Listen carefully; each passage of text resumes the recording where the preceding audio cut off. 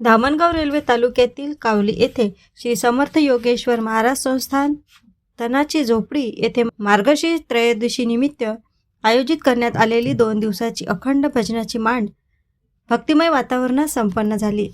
बुधवारी पहाटेच्या चौघड्यापासून अवधूत भजनाची मांड बसवून जागरणास सुरुवात झाली होती। तब्बल 48 तास अखंड भजन सुरू राहिले। गुरुवारी महाराजांच्या पूजनानंतर भक्तांनी सामूहिक आरती केली। त्यानंतर सर्व भक्तांसाठी महाप्रसादाचे आयोजन करण्यात आले होते। या महाप्रसादाचा हजारो भक्तांनी लाभ घेतला। कावली येथील श्री समर्थ योगेश्वर महाराज संस्थान तनाची झोपडी हे अवधूत महाराजांचे जागृत मंदिर म्हणून ओळखले जाते। येथे दरवर्षी विविध धार्मिक व आध्यात्मिक कार्यक्रम मोठ्या भक्तिभावाने साजरे केले जातात। यंदाही मार्गशीर्ष महिन्याच्या निमित्ताने आयोजित अखंड भजन सोहळ्याला परिसरातील भाविकांचा मोठा प्रतिसाद मिळाला। या कार्यक्रमाच्या यशस्वी आयोजनासाठी संस्थानचे प्रमुख माधव शेंडे व त्यांच्या सहकाऱ्यांनी विशेष परिश्रम घेतले। शांतता, भक्ती आणि अध्यात्मताने नटलेला हा सोहळा भाविकांसाठी श्रद्धा आणि समाधान देणारा ठरला।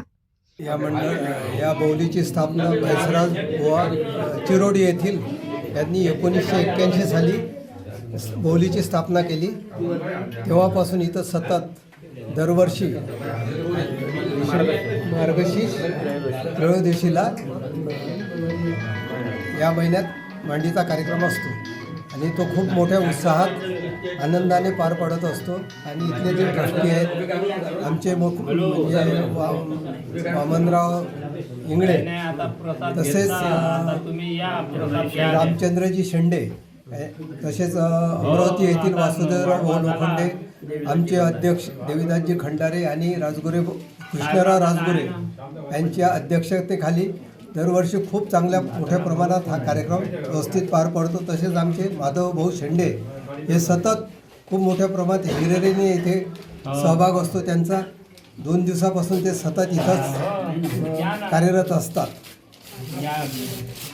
AS न्यूज महाराष्ट्रकरिता धामणगाव रेल्वे येथून प्रतिनिधी आयुष वाघमारे।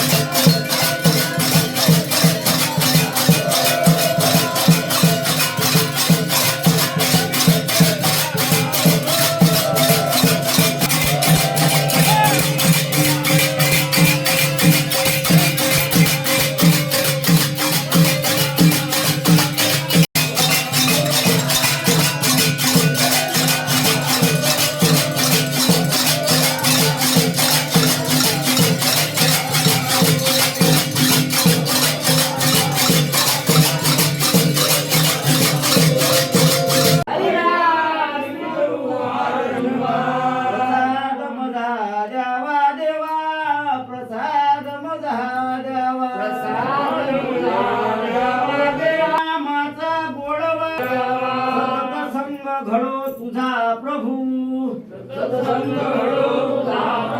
विसरण कधी नसावा देवा, प्रसाद मजा द्यावा।